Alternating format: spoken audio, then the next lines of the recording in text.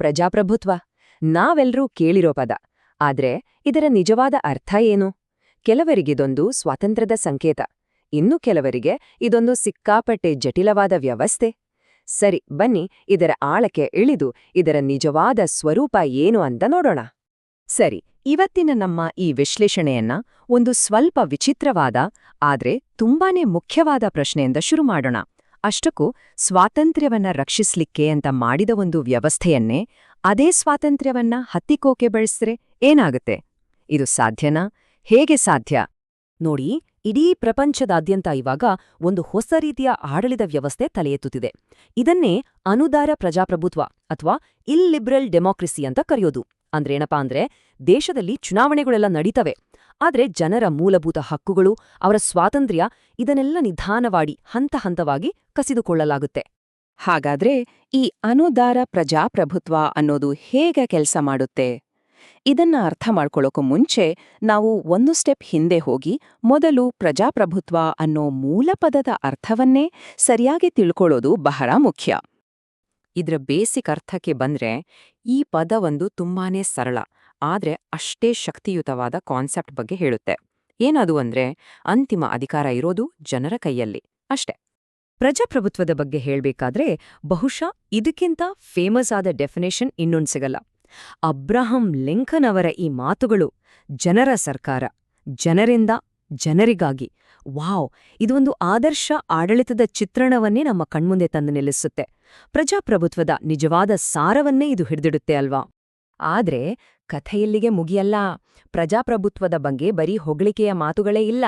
ಅದರ ಶುರುವಿನ ದಿನಗಳಿಂದಲೇ ನೋಡಿ, ಅರಿಸ್ಟಾಟಲ್ನಂತಹ ದೊಡ್ಡ ದೊಡ್ಡ ಚಿಂತಕರು ಒಂದು ಎಚ್ಚರಿಕೆ ಕೊಟ್ಟಿದ್ರು.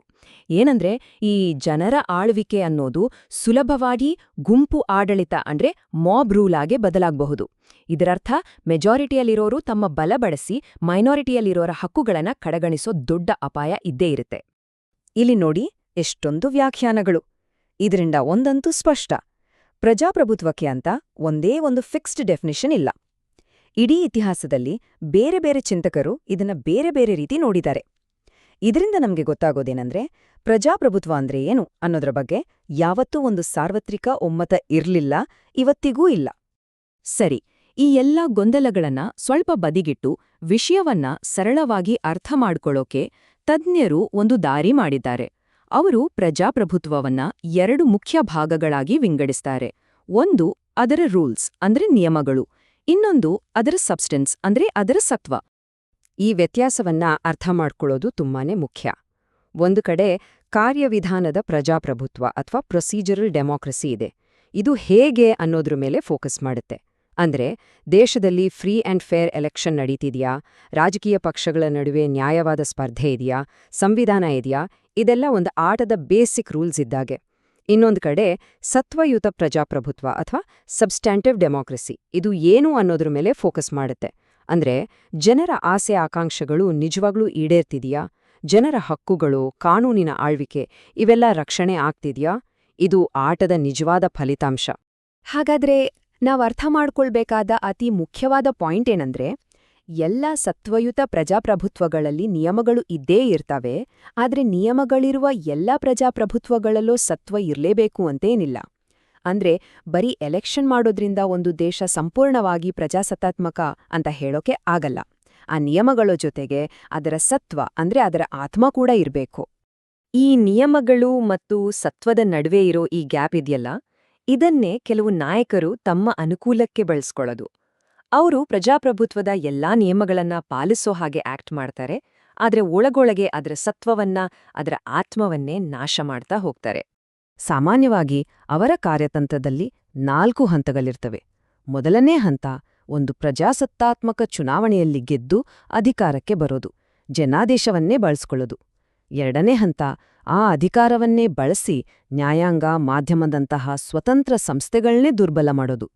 ಮೂರನೇ ಹಂತ ತಾವು ಪ್ರಜಾಸತ್ತಾತ್ಮಕ ಅಂತ ತೋರಿಸ್ಕೊಳ್ಳೋಕೆ ಇಲೆಕ್ಷನ್ಗಳನ್ನ ನಡೆಸ್ತಾಲಿರೋದು.